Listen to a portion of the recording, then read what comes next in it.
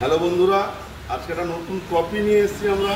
Honda অ্যাভিটর গাড়ি বারবার CDI খারাপ হয়ে যাচ্ছে। তো দু চারটা গ্যারেজ থেকে গাড়িটা এসেছে, 4-5 জন মেকানিক চেঞ্জ করেছে, শোরুমেও কাজ করিয়েছে। তো সিডিআই বারবার নষ্ট করলে আমরা একে বাইপাস করাবো। হ্যাঁ, কীভাবে বাইপাস করাবো সেটা আপনাদেরকে দেখাচ্ছি। আপনারা আমার চ্যানেলে থাকুন।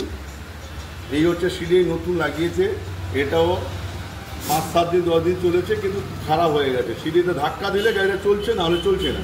তো আমরা বাইপাস করাবো যাতে ঠিকঠাকভাবে গাড়িটা চলে, স্টার্টিং না প্রবলেম হয়, মাইলেজ এবং স্টার্টিং ঠিকঠাক থাকে। আপনাদের দেখাচ্ছি কীভাবে বাইপাস। হ্যালো বন্ধুরা, আমরা বাইপাস কানেকশন করেছি। এই হচ্ছে তার অরিজিনাল সিডিআই, আমরা বাইপাস করে দিয়েছি। এবার গাড়িটা স্টার্ট মেরে আপনাদেরকে দেখাচ্ছি।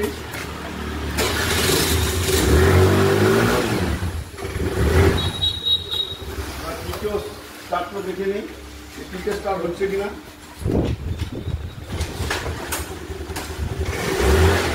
তৃতীয় স্টার্ট, চতুর্থ স্টার্ট,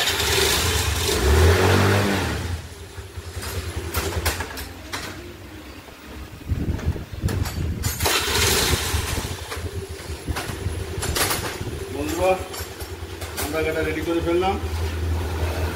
আমার চ্যানেলটাকে সাবস্ক্রাইব করুন, লাইক করুন।